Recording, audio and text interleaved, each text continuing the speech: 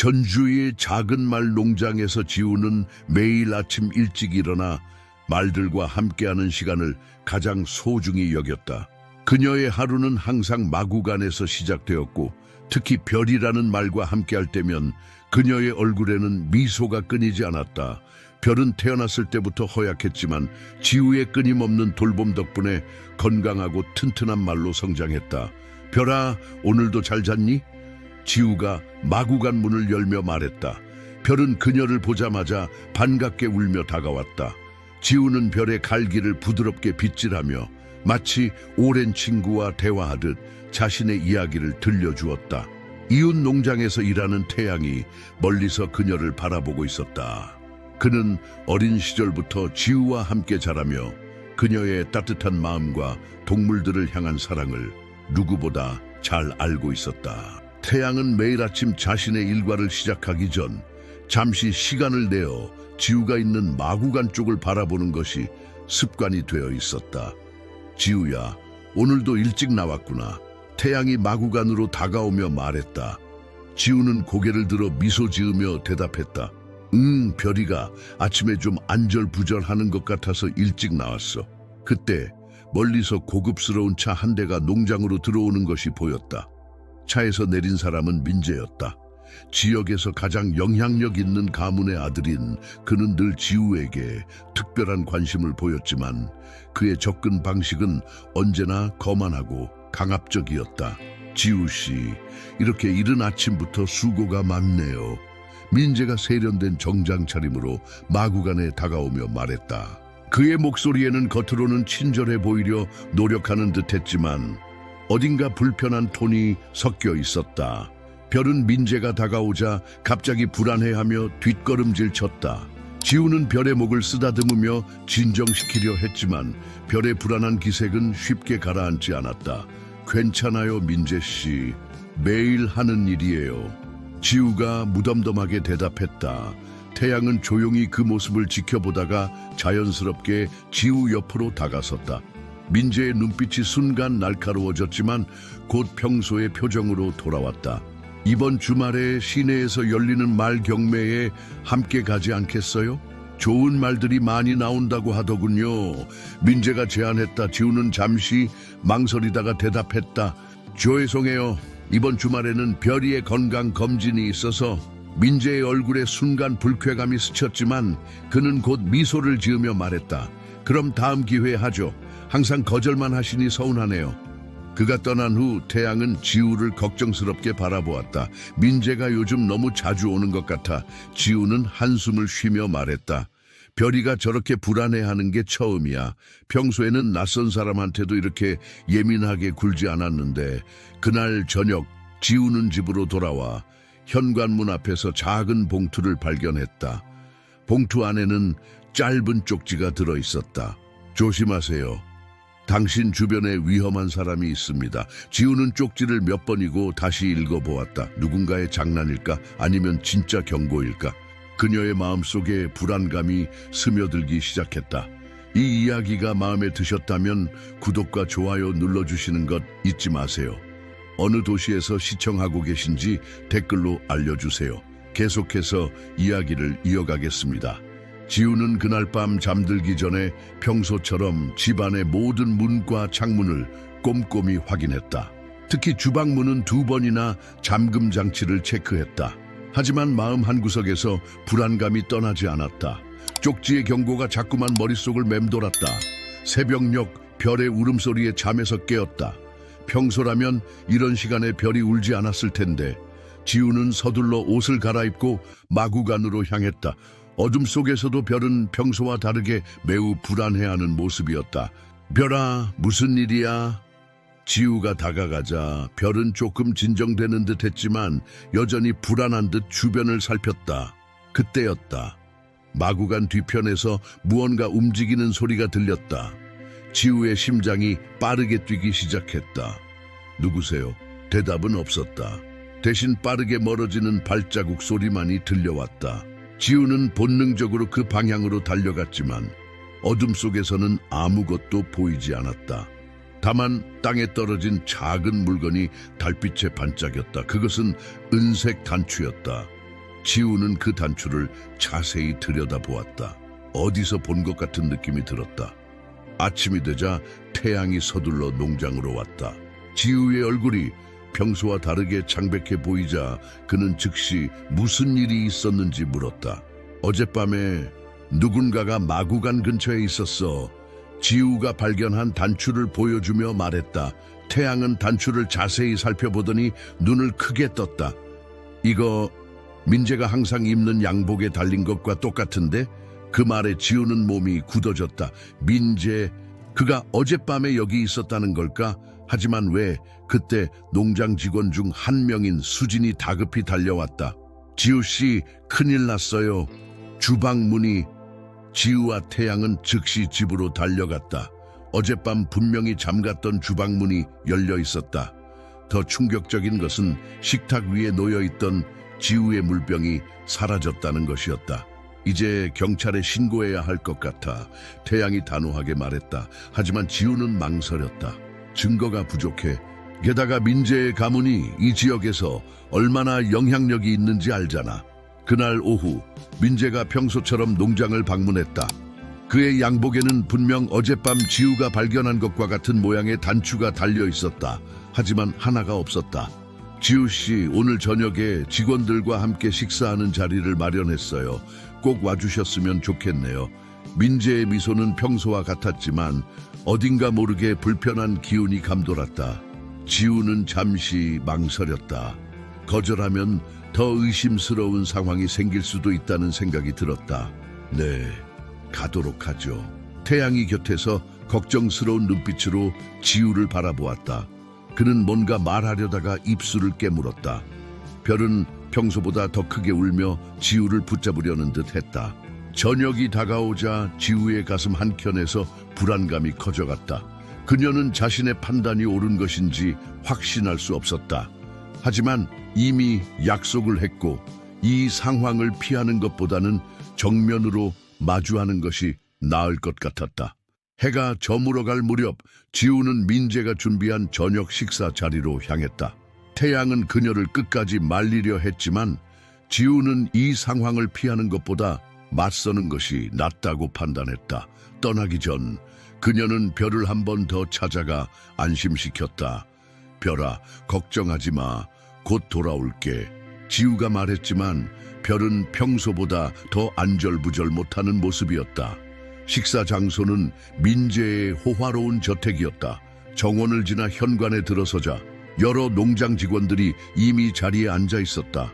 민재는 화려한 양복 차림으로 지우를 맞이했다. 이어서 오세요, 지우씨. 당신을 위해 특별히 준비했어요. 민재의 미소는 평소와 같았지만 눈빛에는 어딘가 불안한 기운이 감돌았다. 지우는 자리에 앉으며 주변을 살폈다. 테이블 위에는 고급스러운 음식들이 가득했고 와인도 준비되어 있었다. 하지만 이상하게도 평소 친하게 지내던 직원들 중 몇 명이 보이지 않았다. 오늘은 특별히 제가 직접 요리를 감독했어요. 민재가 자랑스럽게 말했다. 지우 씨를 위해 준비한 특별 요리니 꼭 드셔보세요. 식사가 시작되고 얼마 지나지 않아 지우는 무언가 이상한 것을 느꼈다.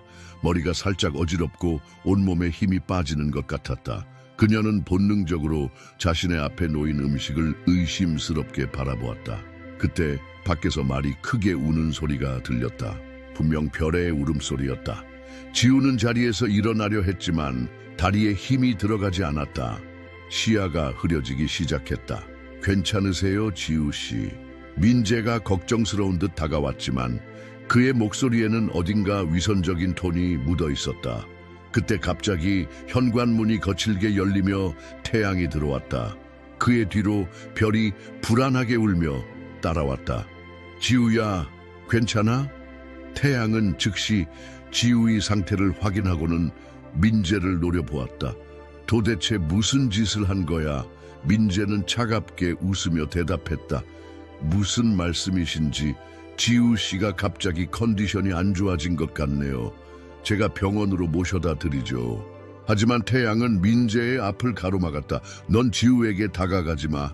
이미 모든 걸 알고 있어. 그 순간 별이 크게 울며 민재 쪽으로 달려들었다. 민재는 놀라서 뒤로 물러섰고 그의 주머니에서 작은 유리병이 떨어졌다. 병에는 이상한 액체가 담겨 있었다. 지우는 희미한 의식 속에서 주변의 소란을 느꼈다. 태양이 자신을 부르는 소리, 별이 울부짖는 소리, 그리고 민재와 다른 사람들이 다투는 소리가 멀게 들렸다. 마지막으로 들은 것은 누군가가 작게 중얼거리는 소리였다. 이렇게 될 줄 알았어. 그래서 내가 경고했던 거야. 지우의 의식은 점점 더 흐려져 갔다. 하지만 그녀의 귓가에 맴도는 그 목소리는 분명 전에 어디서 들어본 것 같았다. 그리고 그 목소리의 주인공이 바로 그 쪽지의 발신자일 것이라는 확신이 들었다. 마을의 작은 병원에 지우가 실려왔을 때 의사는 심각한 표정으로 그녀의 상태를 살폈다. 태양은 병실 밖에서 초조하게 서성이고 있었고 별은 병원 창문 밖에서 계속해서 울었다. 상태가 매우 위험합니다. 의사가 말했다. 독특한 증상인데 마치 깊은 수면 상태에 빠진 것 같아요. 지우의 가족들이 병원에 도착했을 때 민재는 이미 사라진 뒤였다. 하지만 그가 떨어뜨린 유리병은 태양이 잘 보관하고 있었다. 이걸 분석해보면 뭔가 알 수 있을 거예요. 태양이 의사에게 유리병을 건네며 말했다. 그때 병원 복도에서 수상한 움직임이 감지되었다. 누군가가 서둘러 발걸음을 옮기는 소리가 들렸다. 태양은 즉시 그 방향으로 달려갔다. 거기 서세요. 태양이 외쳤다. 도망치려던 사람은 민재의 저택에서 일하는 젊은 요리사였다. 그는 겁에 질린 표정으로 태양을 바라보았다. 저는 그저 시키는 대로만 했을 뿐이에요. 요리사가 떨리는 목소리로 말했다. 태양은 요리사를 붙잡고 자초지종을 물었다. 요리사는 민재가 자신에게 특별한 양념을 사용하라고 지시했다고 털어놓았다. 하지만 그 양념의 정체는 자신도 몰랐다고 했다. 한편 병실에서는 의사가 유리병의 내용물을 분석하고 있었다. 이건 오래된 한약재와 현대 약물이 섞인 특이한 혼합물이네요. 의식을 잃게 만들 수 있는 성분이 들어있어요. 태양은 분노로 주먹을 꽉 쥐었다. 하지만 그때 예상치 못한 방문객이 병원에 도착했다. 민재의 저택에서 일하는 나이든 가정부였다. 대여 이상 이 비밀을 간직할 수 없어요. 가정부가 떨리는 목소리로 말했다. 민재 도련님이 지우 씨에 대한 집착이 너무 심해졌어요. 제가 그 쪽지를 썼어요. 하지만 이렇게까지 될 줄은 몰랐어요. 가정부의 고백은 계속되었다.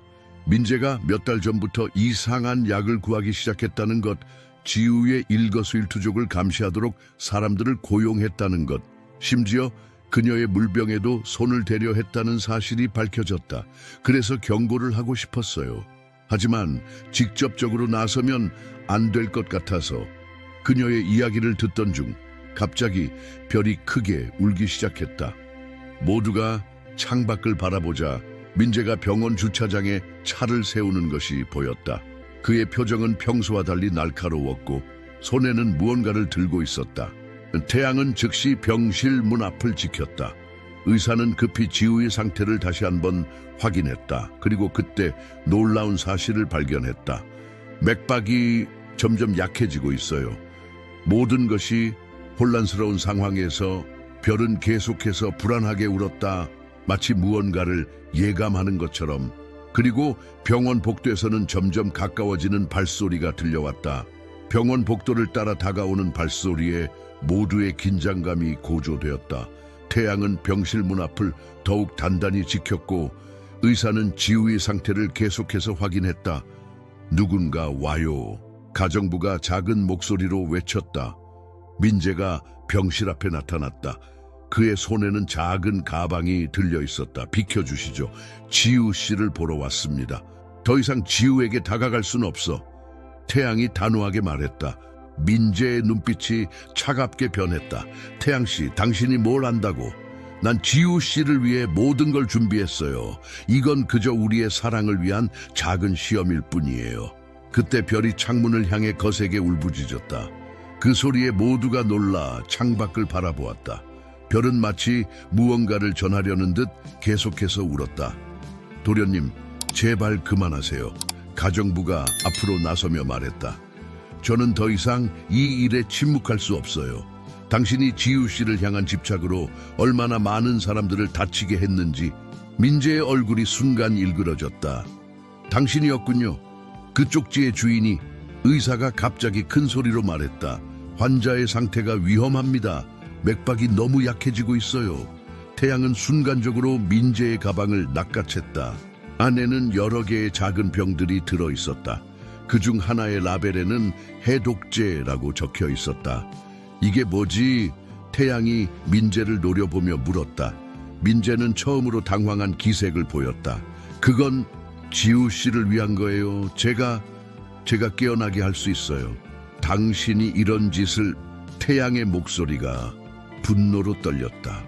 그때 별이 더욱 크게 울부짖었다. 그 소리는 마치 병원 전체를 울리는 것 같았다. 의사는 재빨리 해독제로 보이는 병을 검사했다. 이건 맞습니다. 이전 독의 해독제로 보여요. 하지만 시간이 얼마 없어요. 모두의 시선이 민재에게 집중됐다.